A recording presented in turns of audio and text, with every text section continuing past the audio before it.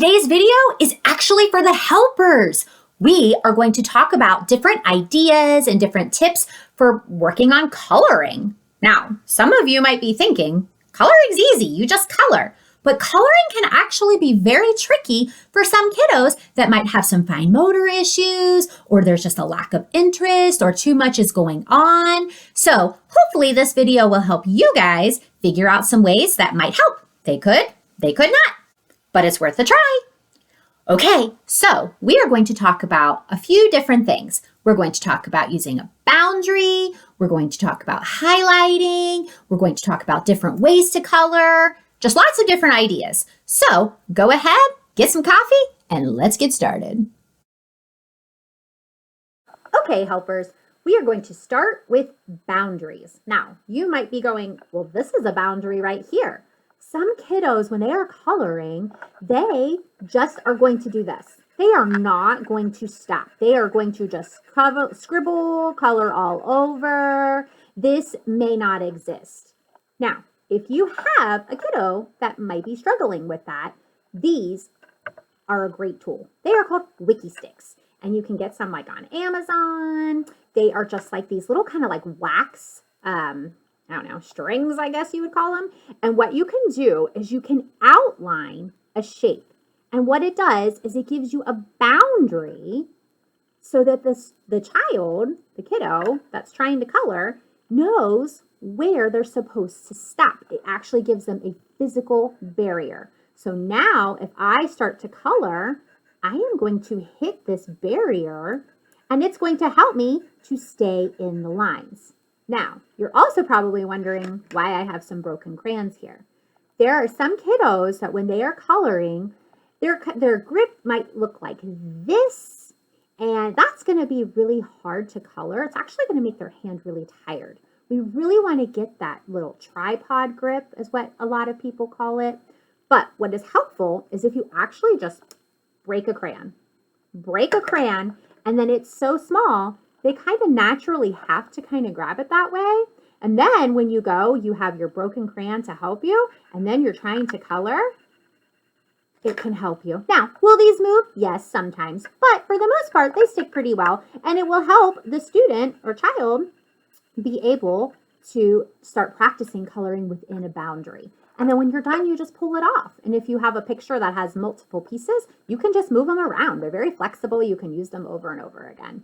So that is our first tip for boundaries. Okay, helpers, this is our next idea, highlighting. What can happen sometimes is a kiddo might get this picture of a flower and a sun, and we see that they are different things, that they could be different colors. And sometimes what happens is if a child or student is just given this and all these colors to use, they may just do this. Okay, I'm done. Okay, so what happens here is they're just trying to get it done. There's no direction. They're not sure what to do. So a way to help that, for us to help out the kiddos, is called highlighting. So what you could do is highlight what you want them to color. I'm just going to say I want this and this to be yellow, and then, we'll have a purple one. So I'm going to just highlight what I want this student to color. And then I don't have a green marker with me, so we'll just use a green crayon because you can use it in crayons. And this way, your student has some direction. So now when they see it, they can go, oh, I need to match this. So you're also getting some matching in there. You're getting a bunch of different skills going on. So this is yellow. Oh, this is yellow. Okay. And then they can go, oh, now I need purple. So then they can find the next color. And all this does, it gives them a little bit of direction. So if you have a kiddo that might need a little help getting from here to different colors, then this might be a good strategy to try out. So hopefully it might help. Okay, helpers, here are some different ways that you can actually color. We don't always have to use a crayon. We don't always have to use a marker. Sometimes that just might be too much, even with the broken crayon, to help a student or a kid trying to color. We might have to go a little bit out of the box thinking. So we might have to just try like an ink dotter. Some people use these for like bingo, but these can also be super helpful if you have kiddos that really just their fine motor is not ready yet, that they can just use an ink dotter to color. And all they need to do is just dot. And filling in the whole space is so helpful. Now, I will say that ink dotters are awesome, but they can also get messy, so just be aware of that. Like, you will have some kids that push really hard, so you will need to go over proper ink dotting technique. Just a dab, dot, dot, dot, dot, just really light. And then, yes, this will definitely need to dry.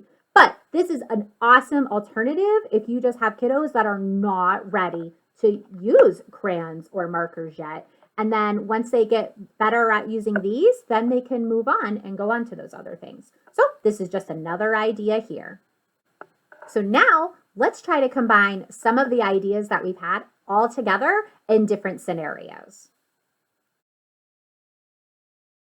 Okay, let's just say in this situation, we have a picture here we have to color, and I have a student or a child that just is the scribble kid that scribbles all over the whole thing and just is not sure where to go with it.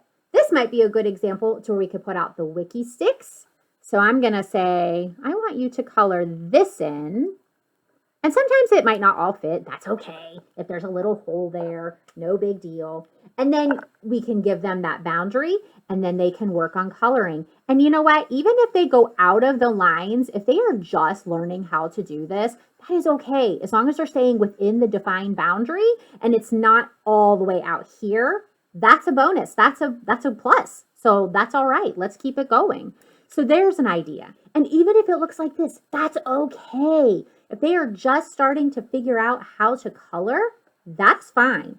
So then you can even do it this way, where you can just put your little wiki stick in another spot. Like, oh, I want you to color this part of the tail yellow, and then give them a yellow. And then they can work on that. And it's okay if they go out, because they are still staying within that defined space, within that boundary. And you can just go on through each part. Like, I have worked with kiddos where I have just done this and gone through a whole picture with them, and it just breaks it down. It's not too overstimulating. There's just not as much going on when they're only focusing on one part. And so this will be a pretty colorful Simba here. But this way, they're practicing. They're starting to get used to just slowing down and focusing on the defined space. So that is a way that you could combine boundaries and just different ways to color. You could also use the handy dandy, hold on, we'll do this. We'll just do the back of him. And then we can also use our awesome ink dotter. You can use ink dotters with the wiki sticks. Sorry, I can't talk. We can use ink dotters with those, and we can just keep going. And then if I go, oh, maybe I want his head to be, let's see, this one's kind of big, so I'm going to use two of them. I'm going to say he's going to be pink. So then I'm going to have that be a different color. And then I just have that space. Oh, I know I have to stay within this spot. And so those are just different ways to get started if you need to implement those. Okay, let's try another scenario. Okay, so if a student or a child that gets visually overstimulated, this is going to be a lot. Like, if they would receive this and they're just like, I don't even know where to start. This is helpful where you just need to pick and choose a few things to focus on. Like, if you know that this child they are not going to be able to color all of that. Their fine motor is not there. They're going to get so tired, and it's just going to turn into a fight, basically, and they're just not going to want to do it. You can always pick and choose. We could do the highlighting. So I'm going to say, I want you to focus on the hearts. So then I can just highlight. Skinny markers aren't the best, but it's the only good pink I had. But we can just highlight the areas that you want them to color. So now if I hand this to them and I hand them only a pink marker, that helps them because they're going to say, oh, I just need to do this. And then they can pick up their marker and then they can color and focus just on the pink ones. Oh, okay. Yeah, I can do that. And if you need to put the boundary on there, the wiki stick, that's absolutely okay. And you can just break it down into what's more important. You want them to be able to do something and feel successful. But there's a lot going on in this picture. And if we just hand them that and a bunch of stuff and just say, okay, go, that might be a little tricky for them. So just pick and choose. If you have one kiddo that's only getting these 4 hearts done, but they're doing it and it works for them, that's awesome. And then you might have other kiddos that are able to color the whole picture. Not all kids will color the same way. So it's nice to have different options if we need to use them. So, all right, we have one more scenario. Let's put everything together. Okay, helpers, this is our last scenario. We're going to try to put everything together. I went ahead and already highlighted the stuff I want to highlight, so I've given them that colorful boundary. Then I'm going to have just give them the colors that I want them to use. Now, I do not have markers for everything. I have 2 markers, and then I also have 2 ink dotters. That way, if I have a kiddo that's using these, but I'm trying to practice with these also, you can mix match them. Any of those will work. So I am going to go ahead and say, okay, I see this is orange and I have my orange dotter. So I'm going to go ahead and open that. Oh, and just a little tidbit. This is excellent. Let them work. This is great fine motor. Really works those finger muscles to twist these lids off of ink dotters. Okay, and then we're going to just dot. Oh, would help if my daughter was actually orange. Looks like it's red. That was super tricky.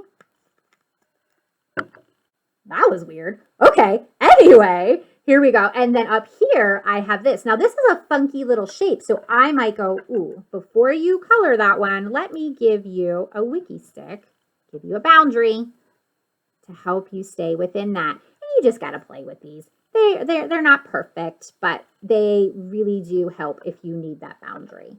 And then that good twisting practice. Let's see, is this actually going to be purple? Oh my goodness, no, this is going to be turquoise. All of these are wrong. Oh, my Lanta. Okay, but regardless, we're getting the picture. We can just put those in there. And then we go, let's try it. Actually, let's try with the red first because this is a smaller space. So then we can just really practice and work on that and coloring in those visually defined spaces. So we've got yellow, we've got red. We were supposed to have other colors, but Mrs. Huey's ink dotters apparently have gone crazy. So ignore that part, but you get the idea. So hopefully all of these ideas can maybe help you out if you need them. They may work, they may not. They're worth a try. So hopefully some of these will help you. And let's go and finish off the video. Okay, helpers, hopefully you learned some different ideas for coloring because coloring can be tricky for some kiddos.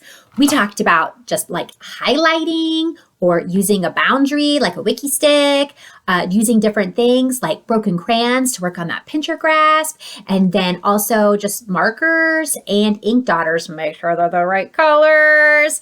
But hopefully some of this might be useful. So go ahead and give some of those a try. And don't forget to like and subscribe so you can learn with Mrs. Huey. Bye! It's Huey time.